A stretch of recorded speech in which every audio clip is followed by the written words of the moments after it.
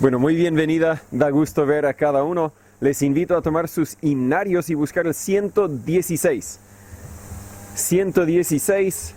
Los 3 himnos que vamos a cantar antes de la predicación tienen mucho que ver con las verdades que vamos a ver en la predicación. Así que vamos a cantar y luego predicar lo que cantamos.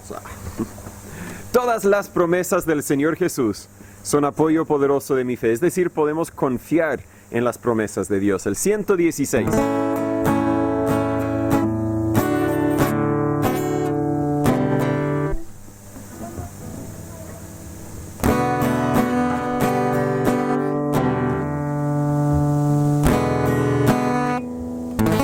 Bueno, vamos a ver cómo nos va. No sé por qué no hay un poco complicado. Todas las promesas del Señor Jesús son apoyo poderoso de mi fe. Mientras luche aquí buscando yo su luz, siempre en sus promesas confiaré. Grandes, fieles, las promesas que el Señor Jesús ha dado.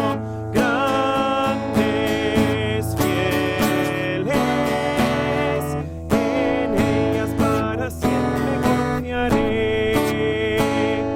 Todas las promesas para el hombre fiel, el Señor en sus bondades cumplirá.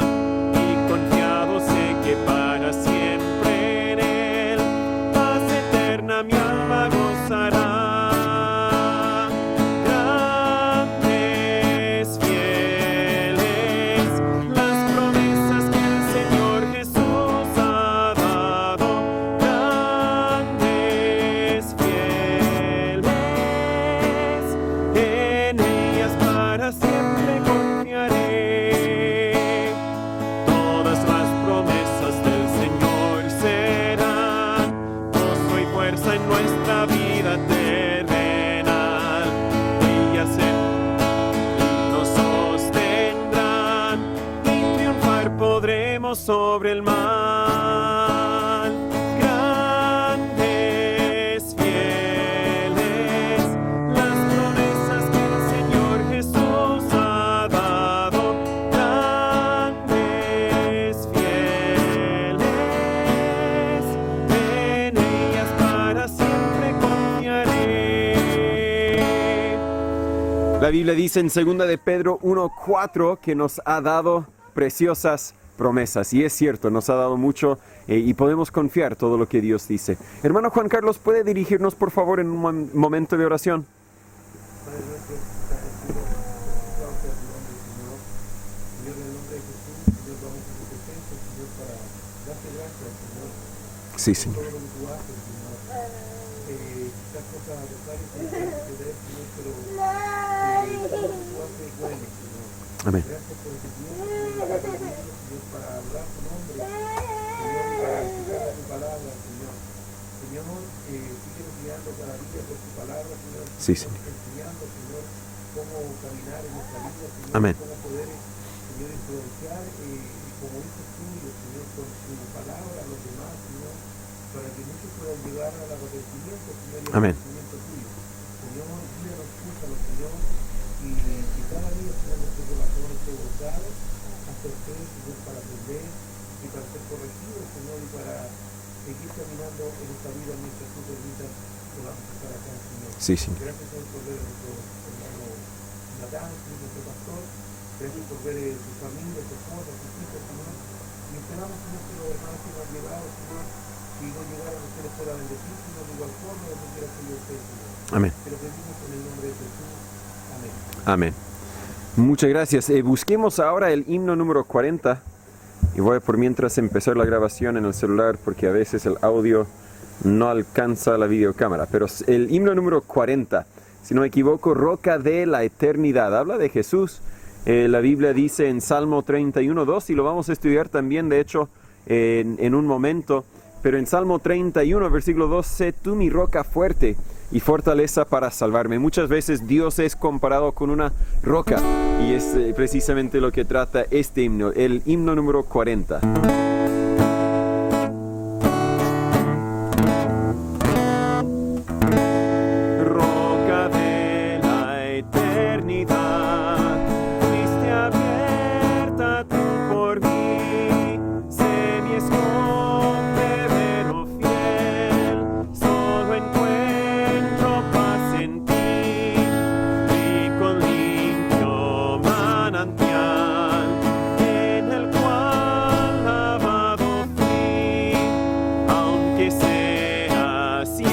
siempre fiel, aunque llore sin cesar, del pecado no podré justificación lograr, solo en ti teniendo fe, deuda tal podré pagar, mientras haya de vivir, y al instante de expirar, cuando vaya a responder en tu augusto tribunal, sé mi escondedero fiel, roca de la eternidad. Cuando la primera estrofa dice, fuiste abierta tú por mí, hace referencia a lo que sucedió con Moisés y los hijos de Israel en el desierto. Cuando Moisés, ¿verdad? Una vez habló a la roca y salió agua, la siguiente vez en enojo lo golpeó, cuando Dios le había dicho, no, habla a la roca, pero salió agua. Y también Jesús fue abierto para darnos el agua de la vida eterna. Y la segunda estrofa, aunque sea siempre fiel, aunque llore sin cesar del pecado, no podré justificación lograr. Solo en ti teniendo fe, deuda tal podré pagar. No hay mensaje más importante que esa. Seguimos orando por el visita que nos había visitado la semana pasada y también la antepasada. No sé qué pasó con él. Si no llega la tarde, tal vez pasaré a ver si encuentro dónde vive para ver cómo está. Pero he estado orando por su salvación. Y ese es precisamente el mensaje que él necesita escuchar. Pero también todos nosotros. El 109, uno más antes de pasar a la enseñanza. El 109, dulce comunión la que gozo ya en los brazos de mi Salvador. ¿No es maravilloso saber que podemos tener comunión? Podemos conversar con el Dios Todopoderoso, el Dios creador de esta tierra. 109.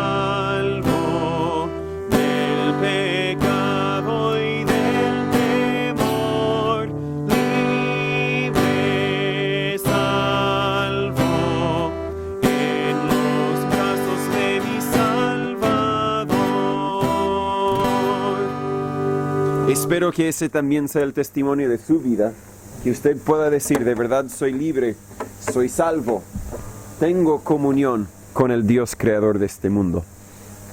Tomen sus Biblias, por favor, y busque Segunda de Samuel capítulo 22. Ahí sí, algo da por lo menos. Segunda de Samuel capítulo 22. That's okay, Rachel. Mommy will take care of Sam. You just do what you're told to do.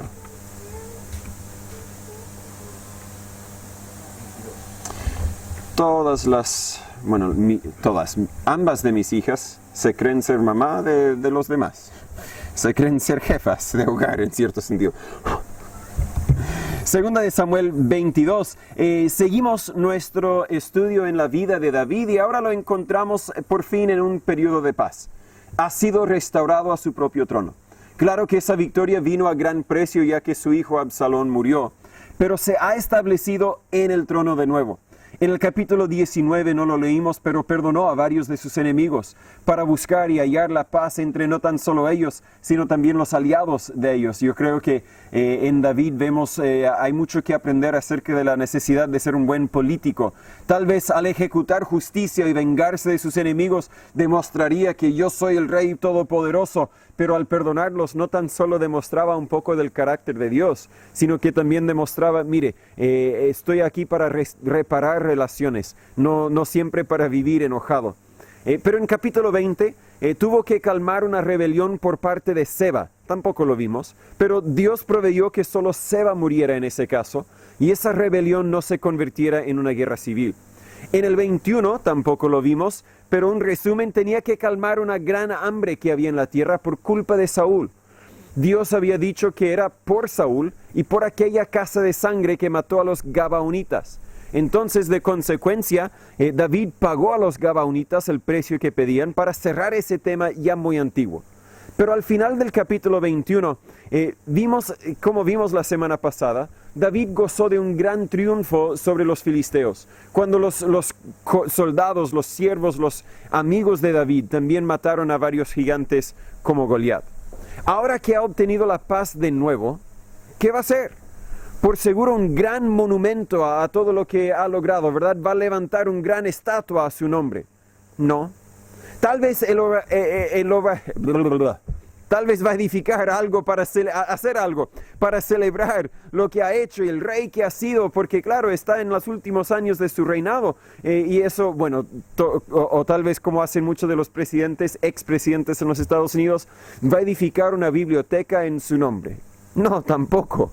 De hecho, David no hace nada de eso. Al contrario, aquí en este capítulo 22, canta a Dios, porque en su cumbre de su vida, él dice, yo quiero que mi vida alabe a Dios. Vamos a leer, eventualmente vamos a leer el capítulo entero, si no me equivoco, o partes del capítulo entero. Pero para empezar, solo vamos a leer los primeros 7 versículos. Segunda de Samuel, capítulo 22, versículo 1, la Biblia dice, y habló David a Jehová las palabras de este cántico, el día que Jehová le había librado de la mano de todos sus enemigos y de la mano de Saúl. Y dijo, Jehová es mi roca, mi fortaleza y mi libertador. Dios es mi roca, en él confiaré, mi escudo y el cuerno de mi salvación, mi fortaleza alta y mi refugio, mi salvador. Tú me libras de violencia. Invocaré a Jehová, quien es digno de ser alabado, y seré salvo de mis enemigos. Cuando me cercaron las ondas de la muerte y las torrentes de hombres inicuos me atemorizaron, me rodearon los dolores del infierno y los lazos de la muerte. Delante de mí estuvieron. En mi angustia invoqué a Jehová y clamé a mi Dios, y él oyó mi voz desde su templo, y llegó mi clamor a sus oídos. Otra vez el versículo 7, para nosotros suena natural, pero realmente piense la maravilla que en mi angustia, en nuestra angustia, tal como David invoqué a Jehová, nosotros podemos invocar a Jehová. Clamó a Dios y nosotros también podemos, y él oyó mi voz. Oyerá también la tuya desde su templo. Y llegó mi clamor, también el nuestro llegará a sus oídos. Es una maravilla que podemos tener una relación personal con Dios. Vamos a seguir estudiando en un momento, pero oremos antes de seguir. Señor Padre, gracias por tu palabra. Gracias por tu amor hacia nosotros. Gracias que podemos tener comunión contigo. Que podemos conocer por lo menos un poco de quién eres. Y que podemos saber que nuestras vidas son importantes para ti. Que tienes cuidado de nosotros. Háblanos en este momento, Señor. Enséñanos de ti. Si hay alguno que no tiene esa comunión, que no ha sido librado, no ha conocido el poder tuyo para salvar a un alma, que hoy sea el día de su salvación. En el nombre de Jesús pedimos todo esto. Amén. Resulta que muchas veces los que aman a Dios y siguen a Dios vamos a tener enemigos. Vamos a tener quienes se oponen a nosotros. Y nos puede llegar la tentación de quejarnos de esa oposición. Pero de hecho deberíamos estar agradecidos por esa oposición, porque es en medio de las dificultades cuando empezamos a realmente ver a Dios por quien es. David habla mucho acerca de las dificultades que enfrentaba para demostrarnos el contraste en medio de estas dificultades, lo bueno que Dios es. Podemos aprender varias verdades absolutas del cántico de David, tal como aprendimos hace algunas semanas del cántico de Ana. El primero lo veo en los versículos 2 y 3, que Jehová, Dios, es constante. Otra vez dice versículo 2, Jehová es mi roca, mi fortaleza y mi libertador. Versículo 3, Dios es mi roca, en Él confiaré. David aquí compara a Dios con una roca. Y la cualidad más importante que tiene una roca a veces es su peso, ¿verdad? A veces valoramos las rocas por su peso, pero principalmente vamos las rocas por su constancia. No cambian. En 100 años todavía será básicamente la misma roca. A veces la lluvia tal vez lo cambia un poco, pero no hay nada en el mundo, nada aquí en la tierra que no cambia como la roca. Por eso es que David dice, Jehová es mi roca. De hecho, cuando consideramos construcción y consideramos construir un templo, lo primero que me dijo, tengo un amigo constructor, antes vivía en Temuco, cuando yo estaba en Temuco, ahora vive en Santiago y de hecho en el campamento pude ver a su esposa y sus hijos. Él no podía salir del trabajo, tenía que seguir trabajando, pero es constructor. Y cuando le comenté hace varios años que estamos pensando un día construir en ese espacio, me dijo, oye Natán, lo más importante, lo único que te imploro, construye sobre un radier, construye sobre una roca, porque si no, de a poco la construcción se va a echar a perder. De hecho, el pastor, la iglesia ahí en Loncoche, tienen un edificio, un templo, que ha sido construido sobre pilotes, no sobre una roca. Y ha llegado el momento cuando dicen todo lo debajo está podrido y van a tener que totalmente desarmar el templo y rehacerlo de nuevo. ¿Por qué? Porque no estaba edificado sobre una roca. Hoy día, claro, hacemos rocas artificiales como un radier, con cemento, pero también con piedras mezcladas. Pero la construcción sólida, más sólida, siempre se construye sobre una roca. ¿Por qué? Porque una roca no se mueve. Hoy día, claro, tenemos habilidades para echar cemento, para poner otra fundación que no sea roca, pero que sea algo muy parecido a una roca. Y por seguro vamos a construir sobre un radier. Pero siempre ha sido, la roca siempre ha sido lo más importante porque siempre está allí, siempre no cambia, tal como nuestro Dios, siempre está allí y nunca cambia. Le digo que las religiones de este mundo cambian, las personas e incluso este pastor cambiamos, pero Dios nunca cambia. En Hebreos 13:8 la Biblia dice, Jesucristo es el mismo ayer y hoy y por siempre. Y eso es algo buenísimo. ¿Por qué es que podemos usar mercurio dentro de un termómetro? ¿Por qué? Porque el mercurio siempre es el mismo. Ayer, hoy y por siempre. Siempre reacciona de la misma forma a los cambios en temperatura. Y por eso es que el termómetro, con el líquido, el mercurio que lleva dentro, siempre nos da una medida precisa de la temperatura. No hay otra, claro, tenemos aparatos electrónicos digitales que han aprendido a discernir la temperatura, pero no sé si ustedes tienen uno de esos termómetros infrarrojos, algo así. Nosotros tenemos uno para los niños y cuando se sienten mal lo ponemos a su cara y dice, tengo que traducirlo, ¿cuánto debería ser la temperatura en Celsius para un ser humano? ¿37? Ya, así que tal vez se sienten mal y lo ponemos a la cabeza y dice 36.2. Qué raro si a mí me sintió caliente. Y luego lo ponemos en otra persona y dice 36.5. Y lo volvemos a poner a la primera persona y dice 37.8. No, la tecnología falla, pero el mercurio no falla. ¿Por qué? Porque es constante, siempre hace lo que debería hacer. Y por eso podemos depender de él. No le echamos agua. No le echamos ningún otro líquido, echamos mercurio al termómetro. Bueno, yo no lo echo, la fábrica lo echa. ¿Por qué? Porque es constante, siempre va a hacer lo que debe hacer. Y nuestro Dios también es constante. siempre hará lo que ha prometido hacer. Todas las promesas del Señor Jesús son apoyo poderoso de mi fe. Sé que los va a cumplir. Yo no soy constante. El otro día miré al espejo. De hecho, ayer miré al espejo antes de bañarme porque llevaba 3 días sin bañarme, 3 días sin afeitarme en el campamento y vi todas las canas en mi barba. No se nota porque siempre lo afeito, lo escondo, ¿cierto? Pero estoy cambiando. Yo no soy constante. No siempre cumplo con mi promesa aunque quiero hacerlo. ¿Por qué? Porque soy ser humano, pero nuestro Dios es roca.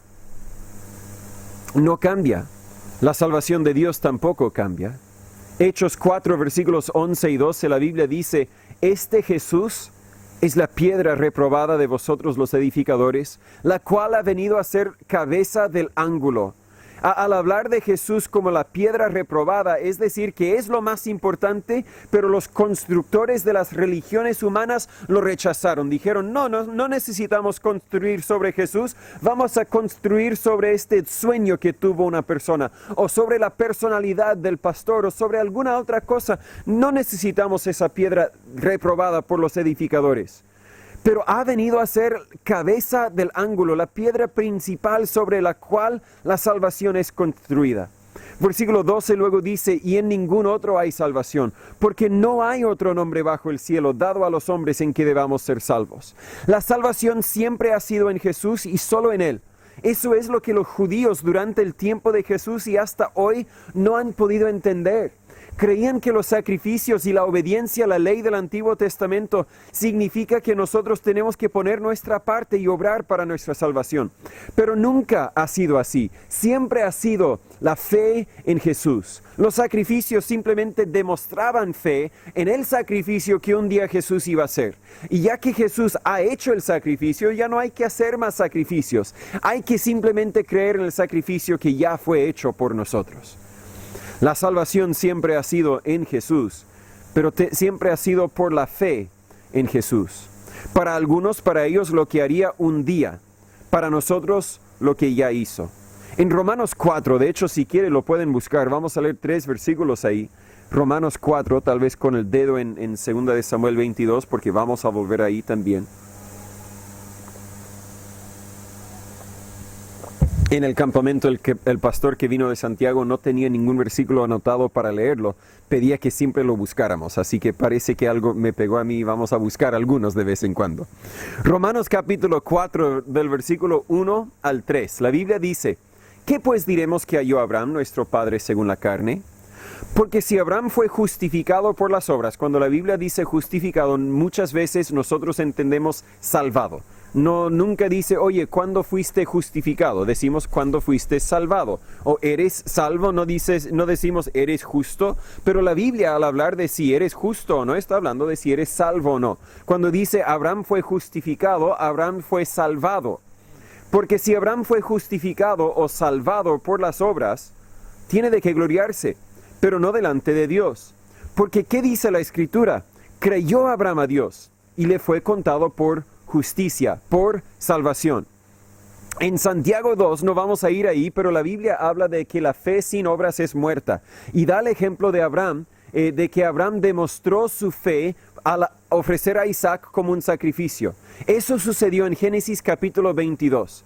Y los que quieren decir que uno tiene que trabajar para su salvación, dirían que en Génesis 22 Abraham fue salvo, porque en Génesis 22 Abraham obedeció a Dios. Pero la Biblia nos dice en Génesis capítulo 15, cuando Dios vino a Abraham, creo tal vez la segunda o la tercera vez, para darle la promesa de que aunque en ese momento no tenía herencia, no tenía heredero, no tenía hijo más bien, un día iba a tener hijo y un día sus descendientes iban a ser tan innumerables como las estrellas del cielo o la arena del mar. Y la Biblia dice en Génesis 15:3, y creyó Abraham a Dios y se le contó por justicia. ¿Qué había hecho Abraham en ese momento? Nada, pero en su corazón escuchó la promesa de Dios y dijo, lo creo. En ese momento uno es salvo. Cuando hablamos de la salvación, y de hecho estaba hablando la semana pasada con alguien acerca de este mismo hecho, muchas veces pensamos que uno tiene que orar una oración para pedir que Dios le salve. Me desvío del texto un poco, pero es un punto muy importante. Nunca vas a encontrar en ninguna parte de la Biblia que una oración salva. Lo que vas a encontrar es que la fe salva. Así que claro, cuando uno está convencido de que yo soy pecador, de que voy al infierno y que mi única esperanza es creer en lo que Jesús hizo por mí, soy salvo y naturalmente voy a querer orar a Dios, pedir que me salve aunque ya me salvó, agradecerle por haberme salvado, etc. La oración es el siguiente paso natural en cierto sentido, pero siempre ha sido la fe lo que nos salva. La fe puede ser expresada por una oración, pero Dios entiende el corazón, aun si no oramos. Voy a ir a Romanos 10, si quiere, bueno, ya está en Romanos 4, ¿cierto? Voy a ir a Romanos 10, donde la Biblia dice, en versículo 9, que si confesares con tu boca al Señor Jesús y creyeres en tu corazón que Dios le levantó de los muertos, serás salvo. Muchas veces el confesar con tu boca al Señor Jesús lo entendemos al decir, bueno, entonces eso se refiere a orar. Deberías orar y pedir que Dios te salve. No creo que es lo que está diciendo, pero si uno quiere llegar a esa conclusión está bien. El enfoque está en la siguiente frase. Y creyeres en tu corazón que Dios le levantó de los muertos, serás salvo. De nada sirve orar y pedir que Dios te salve si no crees que Jesús murió y resucitó para pagar la deuda de tus pecados. ¿Por qué? Versículo 10 lo aclara. Porque con el corazón se cree para justicia, mas con la boca se hace confesión para salvación. Con el corazón se cree para justicia. En el corazón uno cree y es salvo, justo, justificado en los ojos de Dios. Mas con la boca se hace confesión para salvación, o podríamos decir, se hace confesión de salvación. Con la boca uno dice, Dios me salvó. Y yo creo que eso es lo que dice en versículo 9. Si confesares con tu boca al Señor Jesús, estás diciendo, sí, Dios es mi Señor, Jesús me ha salvado. Yo estoy confesando lo que ya he creído en el corazón. Me desvío del tema, pero el punto es que la salvación no ha cambiado. En el Antiguo Testamento la salvación era por fe en Jesús. Simplemente era un Jesús que no había venido en nuestro entendimiento del tiempo. Hoy día la salvación también es por fe en Jesús, un Jesús que ya vino hace unos 2000 años, vivió una vida perfecta, murió en la cruz por nuestros pecados, fue sepultado, pasó 3 días y noches ahí para demostrar que realmente estaba muerto, no tan solo estaba dormido, pero luego resucitó para demostrar que no es un ser humano, sino que es Dios, el Dios hecho carne para venir y pagar la deuda de nuestros pecados. Dios es constante. Pero regresando a 2 de Samuel 22, en versículos 4 y 7, también vemos que Dios es personal. Versículo 4 dice, invocaré a Jehová, quien es digno de ser alabado y seré salvo de mis enemigos. En versículo 7, en mi angustia invoqué a Jehová y clamé a Dios, a mi Dios. Y hay muchas personas religiosas hoy día que invocan a su Dios, pero no pueden decir la última parte del versículo 7. Y Él oyó mi voz desde su templo, y llegó mi clamor a sus oídos. Muchas personas, de hecho yo creo que todas las personas de todas las religiones, quieren invocar a su Dios. Los que adoran a una estatua, oran a su Dios. Los que adoran al sol y los árboles, la naturaleza, oran a su Dios. Los que adoran a Mohammed, los que adoran a Buda, los que adoran a María, los que oran a su Dios. Pero invocan a un ser que no les puede escuchar. Algunos piensan que al cortarse y causarse daño, su Dios les va a responder, como los profetas de Baal en el monte de Carmelo, ¿cierto? Pero nosotros simplemente tenemos que hablar y nos escucha. En 1 de Pedro 5:7 la Biblia dice, echando toda vuestra ansiedad sobre Él, porque Él tiene cuidado de vosotros. Este árbol, aunque me encanta porque nos da sombra, aunque me encanta porque nos da duraznos, no tiene cuidado de mí, no tiene emociones, no tiene amor para mí. Ese árbol no le importa si yo muero o vivo, solo le importa que le dé agua, ¿cierto? Pero Dios tiene cuidado de nosotros, está preocupado por nosotros, quiere cuidar de nosotros y quiere que nosotros le hablemos. David dijo en Salmo 34, versículo 6, este pobre clamó, y le oyó Jehová y le libró de todas sus angustias.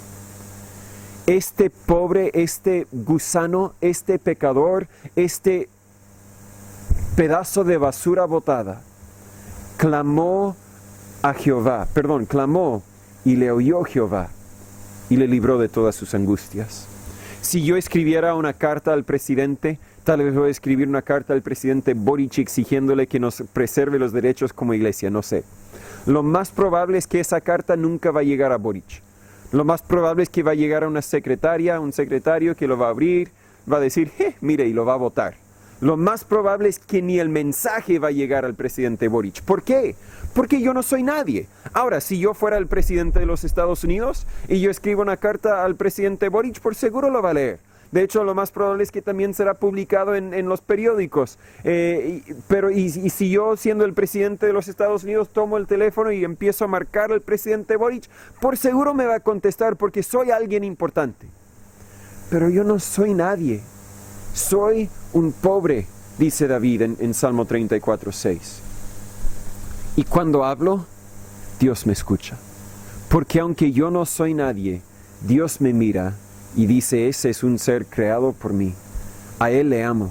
Más que eso, ahora que estoy en Cristo, este es mi hijo. Le voy a escuchar. Pero ese privilegio de verdad es solo para los hijos de Dios. La Biblia dice en Salmo 34, 15 al 17, el mismo capítulo donde David dice, este pobre clamó y le oyó Jehová. Más adelante dice, los ojos de Jehová están sobre los justos y atentos sus oídos al clamor de ellos. Otra vez, justos, los salvos, los hijos de Dios. Porque en Romanos 3:20 o 3:10 no hay justo ni aún uno. Eso quiere decir que yo no puedo decir, míreme, yo soy justo porque soy justo. No, los justos son justos porque Dios nos ha hecho justos, porque estamos en Cristo, porque nos hemos arrepentido de nuestra forma de vivir y hemos confiado en Él para quitarnos nuestros pecados. Los ojos de Jehová están sobre los justos y atentos sus oídos al clamor de ellos. La ira de Jehová, en cambio, la ira de Jehová contra los que hacen mal, para cortar de la tierra la memoria de ellos. Otra vez, versículo 17, claman los justos, y Jehová los oye y los libra de todas sus angustias. ¿Cómo podemos ser justos? Romanos 5:1. Justificados pues por la fe. Tenemos paz para con Dios por medio de nuestro Señor Jesucristo. Dios es constante. Dios es personal, pero Dios también es poderoso. Regresando a nuestro texto, 2 de Samuel 22. Voy a leer del 8 al 16. Hemos leído hasta el 7 hasta el momento. Versículo 8 dice, la tierra se estremeció y tembló. Los fundamentos del cielo fueron conmovidos. No está funcionando esta cosa. Ese sí, pero este no. Ya, me quedo aquí entonces. La tierra se estremeció y tembló, los fundamentos del cielo fueron conmovidos, se estremecieron porque se indignó Él. Tiene la idea de Dios causó todo esto. Humo subió de su nariz y de su boca fuego consumidor por el cual se encendieron carbones. Inclinó también los cielos y descendió y había oscuridad debajo de sus pies. Subió sobre el querubín y voló. Se apareció sobre las alas del viento, puso pabellones de tinieblas alrededor de sí, oscuridad de aguas y densas nubes. Por el resplandor de su presencia se encendieron carbones ardientes. Jehová tronó desde el cielo y el Altísimo dio su voz. Envió saetas y lo dispersó, lanzó relámpagos y los consumió. Entonces aparecieron los cauces del mar y los fundamentos del mundo fueron descubiertos y la reprensión de Jehová al respolido del aliento de su nariz. Extendió su mano de lo alto y me arrebató, y me sacó de copiosas aguas. Me libró de mi poderoso enemigo, y de aquellos que me aborrecían, pues eran más fuertes que yo. Pero en el contexto de antes del versículo 18, aunque mis enemigos eran más fuertes que yo, Dios es más fuerte que mis enemigos. Si usted pudiera imaginar, visualizar todo lo que David describe el poder de la naturaleza. La naturaleza que Dios no tan solo creyó, sino la naturaleza que Dios también todavía hoy día controla. ¿Se acuerda cuando Jesús estaba en el barco con sus discípulos y había una tormenta, una tempestad, o tal vez ese fue el día que Jesús vino caminando en el mar? Y ellos atemorizados, bueno, un día vino caminando y el otro día estaba dormido, ¿cierto? Y dijeron, oye maestro, ¿no te importa que vamos a morir? Y él dijo, oh, hombres de poca fe. Y luego habló al mar y al viento y dijo algo como, calla, enmudece. Y al instante se calmó. ¿Por qué? Porque la naturaleza obedece a nuestro Dios. Así de poderoso es Él. No hay ningún presidente, ningún país que no quisiera poder controlar el clima, ¿verdad? Poder enviarnos lluvia por lo menos una vez a la semana en el verano. Y en el invierno no más de 2 veces a la semana, ¿verdad? Tal vez. ¿Cómo sería si pudiéramos controlar el clima? Pero no podemos. Dios sí puede. ¿Por qué? Porque es poderoso. Al leer este pasaje se me vienen a la mente imágenes pintadas para nosotros también en el libro de Apocalipsis, donde otra vez vemos todo el poder y la gloria de Dios en distintas representaciones. Primero en el versículo 9, Dios es comparado a un fuego consumidor. Humo subió de su nariz y de su boca fuego consumidor. La Biblia dice en Hebreos 12, Hebreos 12, 28 y 29, así que recibiendo nosotros un reino inconmovible, tengamos gracia por la cual sirvamos a Dios agradándole con temor y reverencia, porque nuestro Dios es fuego consumidor. Muchas veces tenemos la idea de que Dios es amor y Dios es amor, pero Dios también es fuego consumidor. Dios también es todopoderoso. El poder del fuego, ¿verdad? Si ese árbol, un poco grande, pero si ese árbol estuviera encendido, yo no sé si aquí estaría tranquilo. Por el poder del fuego, ese es el poder de nuestro Dios. Tenemos que reconocer que es poderoso, es fuego consumidor.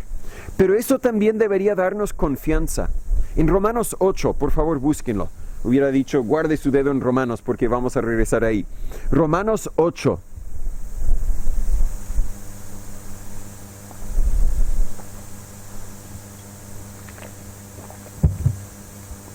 Al saber que Dios es poderoso, al saber que Dios es fuego consumidor, eso debería darnos confianza porque Romanos 8, versículo 31, la Biblia dice, ¿qué pues diremos a esto? Si Dios por nosotros, ¿quién contra nosotros? El que no escatimó a su propio Hijo, sino que lo entregó por nosotros, ¿cómo no nos dará también con Él todas las cosas? Si Él, Dios Todopoderoso, estaba dispuesto a ofrecer su propio Hijo para nosotros, Él nos va a cuidar, Él nos va a proteger. Versículo 33. ¿Quién acusará a los escogidos de Dios? Dios es el que justifica. Si Dios ha dicho que eres justo, nadie puede debatir, argumentar contra eso. ¿Quién es el que condenará? Versículo 34. Cristo es el que murió, y más aún el que también resucitó, el que además está a la diestra de Dios, el que también intercede por nosotros. Dios, el Dios Todopoderoso, murió por nosotros. Dios, el Dios Todopoderoso, intercede por nosotros si estamos en Jesús. Debe darnos prisa también al saber que Dios es fuego consumidor. Segunda de Corintios 5:11 dice, conociendo pues el temor del Señor, persuadimos a los hombres. ¿Por qué?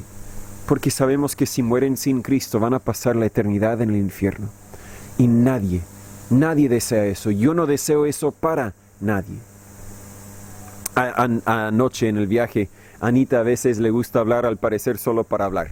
Alguien me dijo, y creo que en cierto sentido es cierto, no sé si es cierto para todos, pero los varones hablamos para comunicar algo.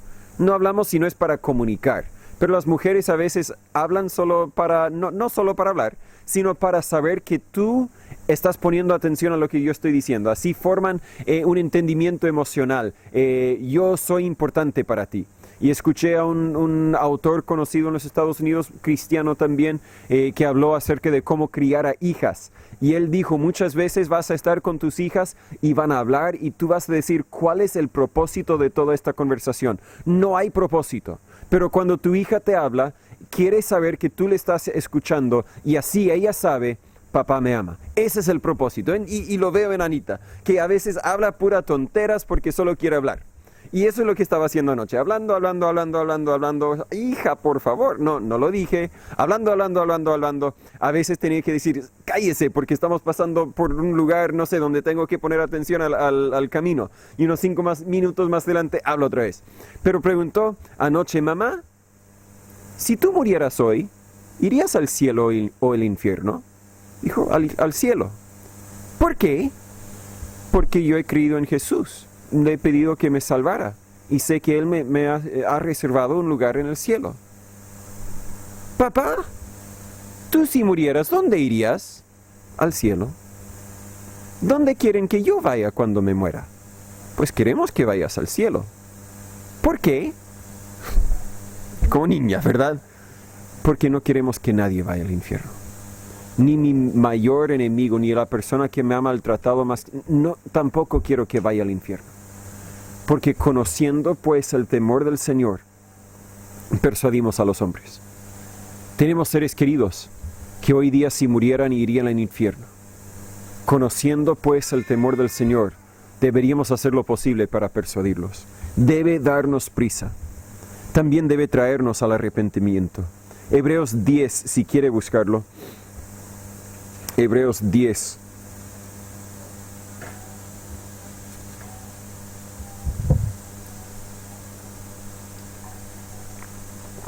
Hebreos 10, voy a empezar en versículo 26 y leer hasta el 29. La Biblia dice en Hebreos capítulo 10, porque si pecáramos voluntariamente después de haber recibido el conocimiento de la verdad, ya no queda más sacrificio por el pecado, sino una horrenda expectación de juicio y hervor de fuego que ha de devorar a los adversarios. El que menospreciare la ley de Moisés por el testimonio de 2 o 3 testigos, muere sin ninguna misericordia. ¿De cuánto mayor castigo pensáis que será digno el que pisoteare al Hijo de Dios y tuviere por inmunda la sangre del pacto en la cual fue santificado, e hiciere afrenta al Espíritu de gracia? Este pasaje no se refiere a quienes entendieron la verdad del Evangelio, este pasaje sí se refiere a los que entendieron la verdad del Evangelio, pero a pesar de todo eso la rechazaron. Para ellos ya no hay arrepentimiento, ya no hay sacrificio. ¿Por qué? Porque los sacrificios animales ya no sirven. Está hablando al pueblo judío que había escuchado a la verdad del Evangelio, pero aún así seguían confiando en los sacrificios, los animales muertos. Está diciendo en versículo 26, si pecáramos voluntariamente después de haber recibido el conocimiento de la verdad, conocieron la verdad, pero siguen pecando, siguen rechazando, dice en versículo 29, teniendo por inmunda la sangre del pacto en la cual fue santificado, ya no queda más sacrificio por el pecado. Lo que están ofreciendo no es sacrificio por el pecado. Es un rito religioso que no hace nada, porque ya vino el sacrificio por el pecado, el último, y por eso ya no queda más sacrificio, y lo han rechazado. Por eso, en versículo 27, solo queda una horrenda expectación de juicio y hervor de fuego que ha de devorar a los adversarios.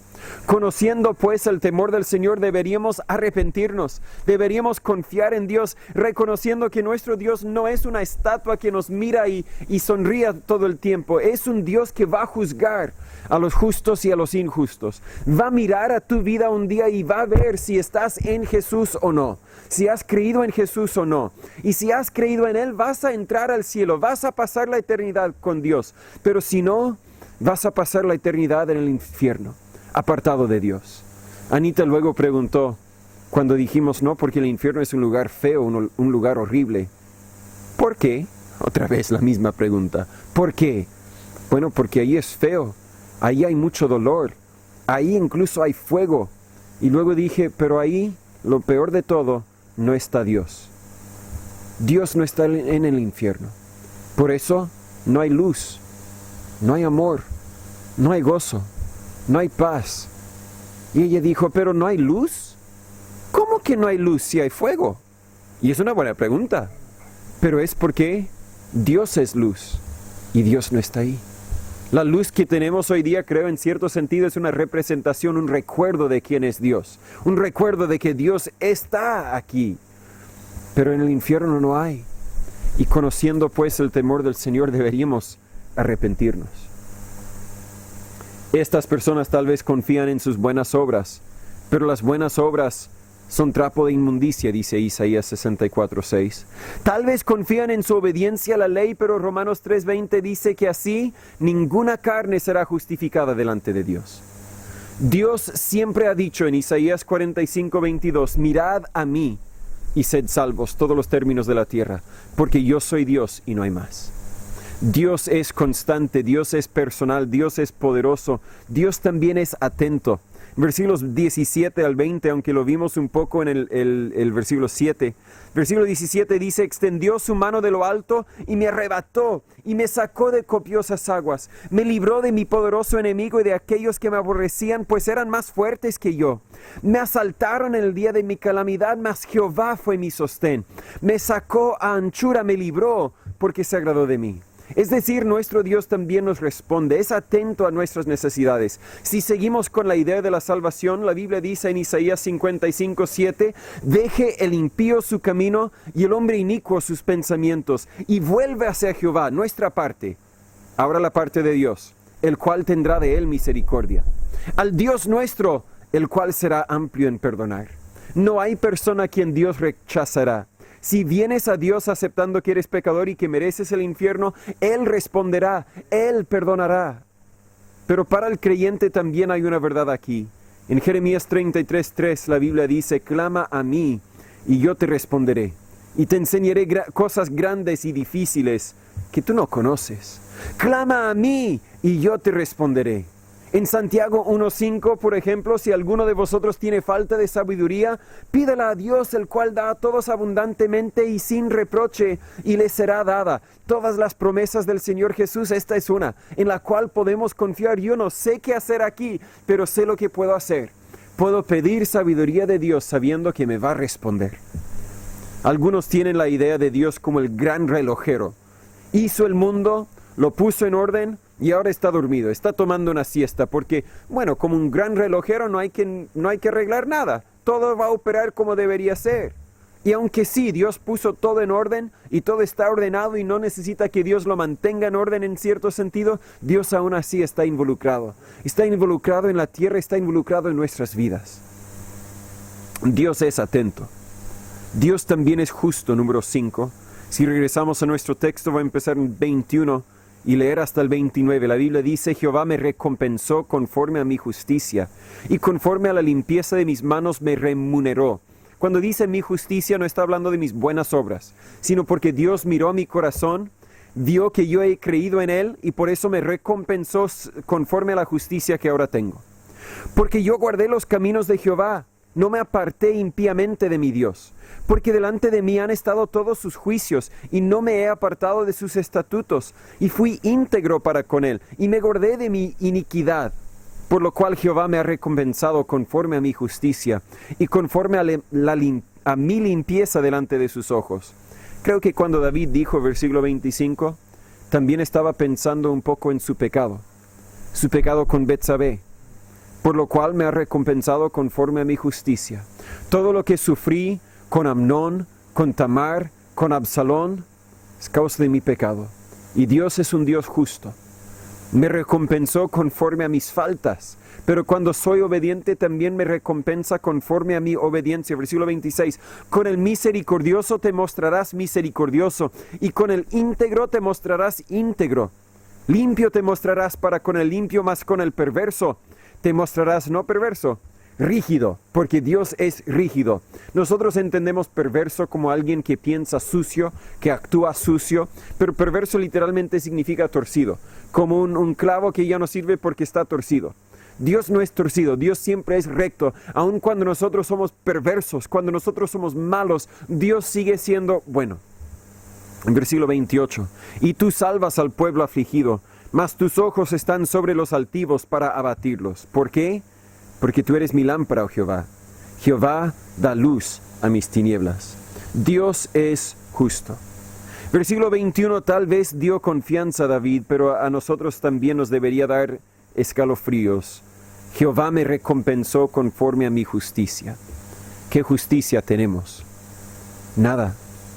Dios te juzgará a base de tu justicia. ¿Y qué justicia tienes? Nada, Romanos 3:10, porque como está escrito, no hay justo ni aun uno. Y en Romanos 6:23, la paga del pecado es precisamente la muerte. Decimos que queremos justicia, pero la realidad es que no queremos justicia.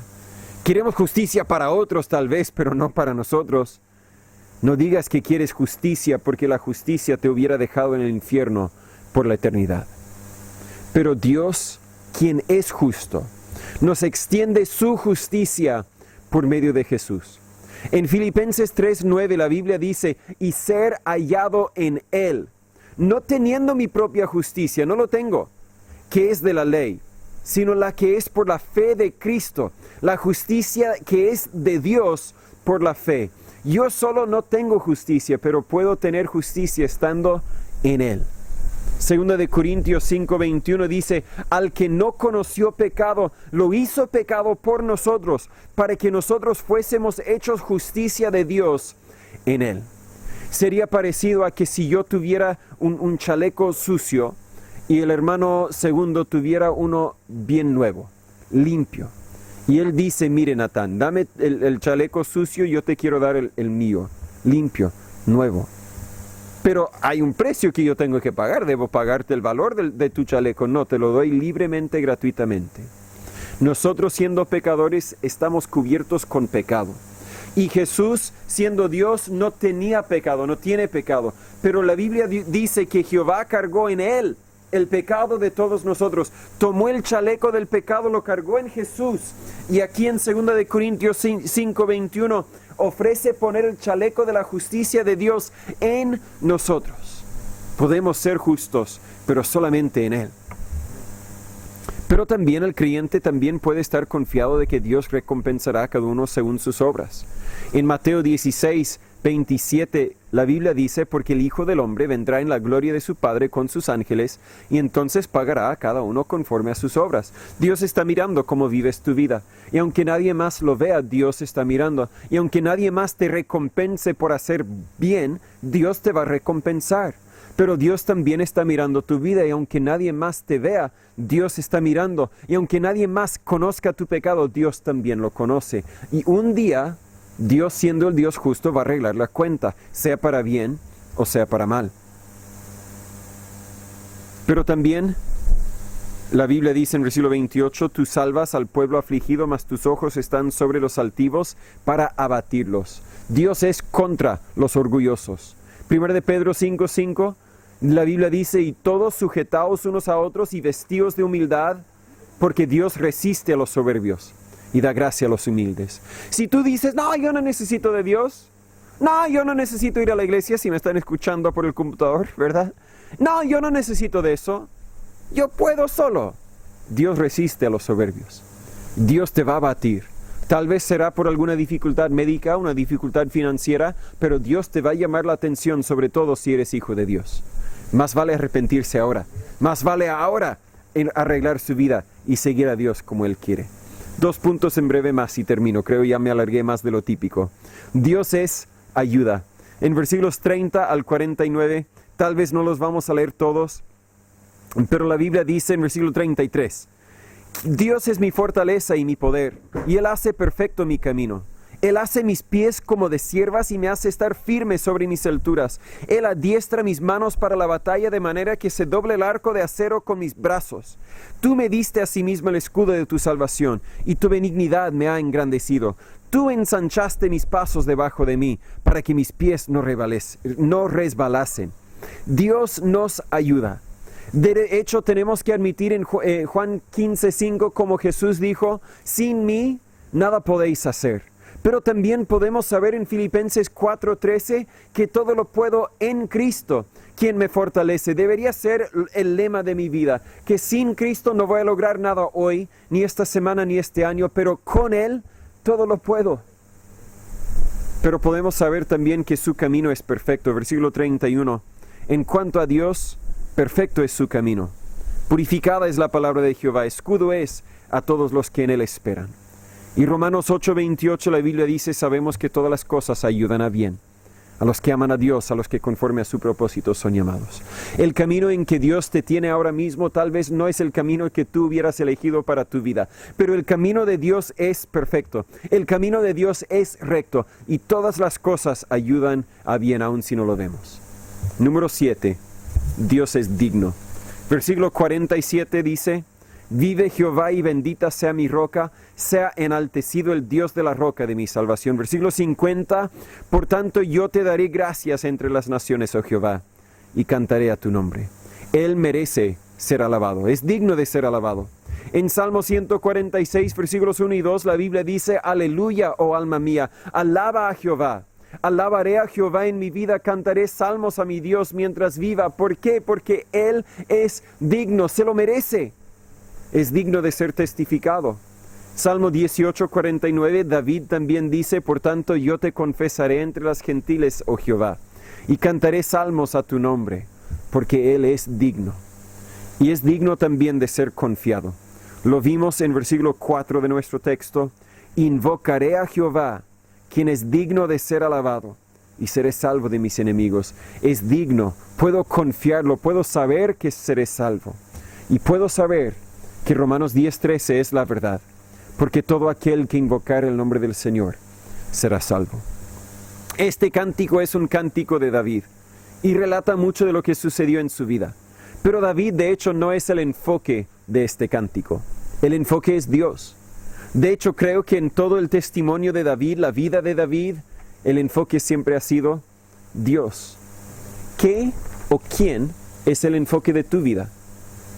Un querido amigo de nuestra familia todavía está hospitalizada. Ha mejorado mucho, sí, pero todavía está hospitalizado. Ahora puede abrir y cerrar sus ojos, puede incluso mover la cabeza un poco y puede hablar en voz muy baja. Y eso es un milagro, porque no veían cómo se iba a recuperar para nada, y por lo menos algo ha recuperado.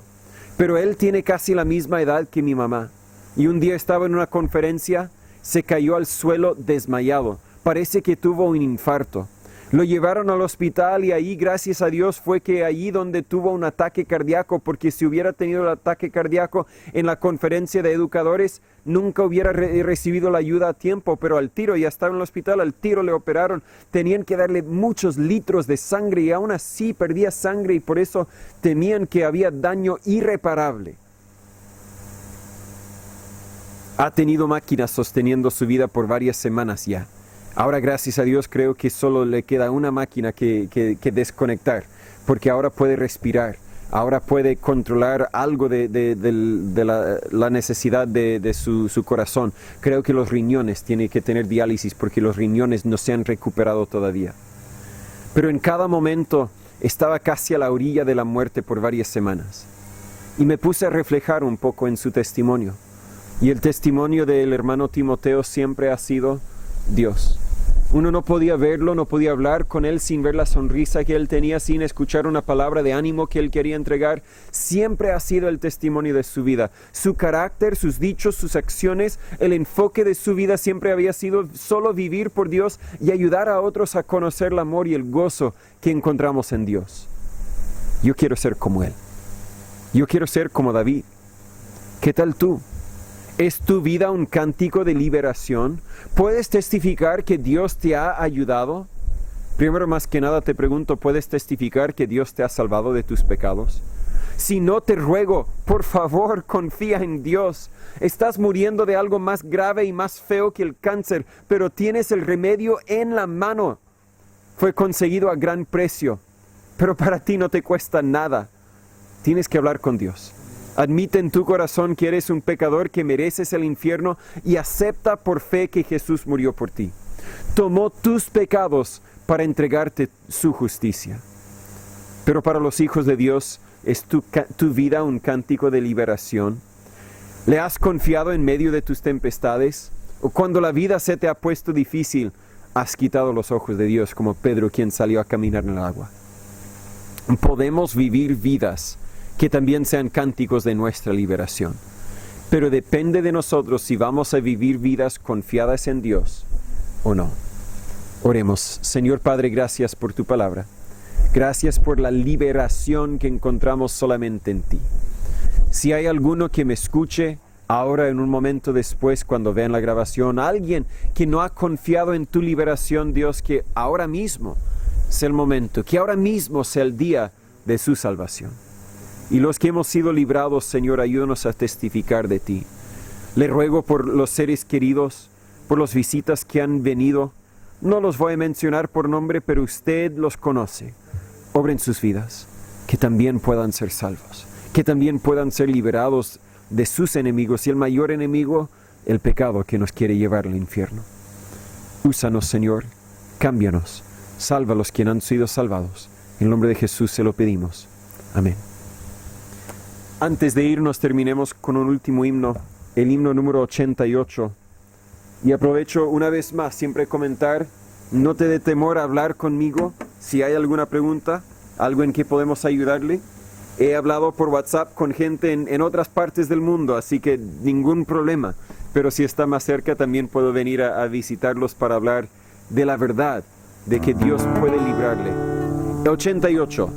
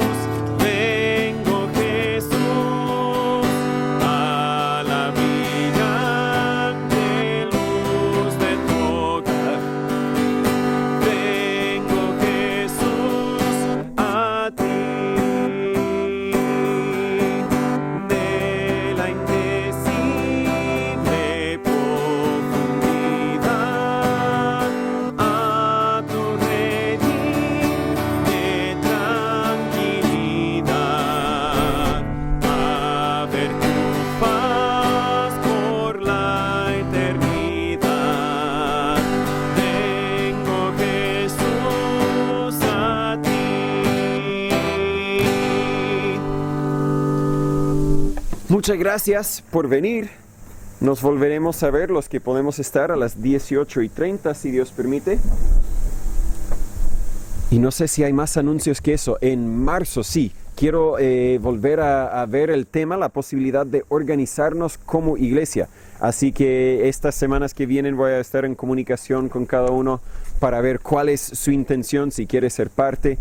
Vamos a tal vez repasar un poco la constitución que habíamos conversado. Lo que sí, ayer pude visitar a un misionero en Temuco y su iglesia hace poco fue por el proceso de conseguir la personalidad jurídica y dijeron que no era muy complicado, se podía hacer con 7, 8 miembros y somos más de 7, 8 adultos, así que creo que sería bueno sacar eso al tiro.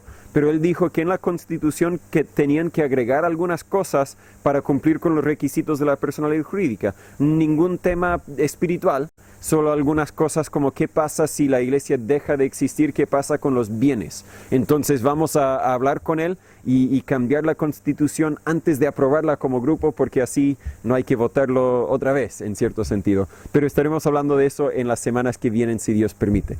Gracias por venir. Nos vemos cuando nos vemos. Muchas gracias una vez más por haber tomado su tiempo para estar con nosotros. Antes de que se vaya, quiero contarle el mensaje más importante de todos los mensajes. Y es la pregunta, ¿cómo puede uno saber si va a ir al cielo o no? Y la respuesta es muy sencilla, nadie va al cielo por sí solo. Nadie va al cielo por ser suficiente bueno. La Biblia nos dice en Romanos capítulo 3, versículo 10, que no hay justo, ni aun uno. No hay nadie quien puede autoidentificarse y decir, míreme a mí, yo soy bueno, yo merezco el cielo. Yo no merezco el cielo, y tú tampoco. En mis propias fuerzas, tal como tú en las tuyas, nunca llegaríamos al cielo. Pero por eso es que Dios mandó a Jesús a morir en la cruz como nuestro sustituto, a tomar la paga de nuestros pecados. La Biblia dice en Juan 3:16, porque de tal manera amó Dios al mundo. Eso te incluye a ti tal como me incluye a mí. De tal manera amó Dios al mundo, que ha dado a su Hijo unigénito, para que todo aquel que en Él cree no se pierda, mas tenga vida eterna. Esa es una promesa de un Dios quien no falla, un Dios quien siempre ha cumplido todas sus promesas, siempre ha cumplido con todas sus profecías, siempre ha sido fiel y siempre lo será. Si usted cree en Jesús, usted recibe el regalo de la salvación, usted tendrá esa vida eterna. Pero creer en Jesús es más que creer que Jesús existe, es más que creer que Jesús es Dios, es más que creer que Él vino a la tierra y murió por tus pecados. Es aceptar que Él es el único quien puede salvarte. Es aceptar también que tú necesitas un Salvador, que tú eres un pecador, que tú mereces el infierno. Pero gracias a Él puedes tener vida eterna. Si nunca has confiado en Él, si nunca le has pedido que Él te perdonara por tus pecados, que hoy sea el día. Si aún te queda alguna duda, por favor, escríbeme, llámame, mándame un mensaje. Quiero ayudarle a conocer la verdad que realmente transformará tu vida verdaderamente. Y es el Evangelio, las buenas nuevas, que Cristo salva. Gracias por su tiempo. Que pase buen día.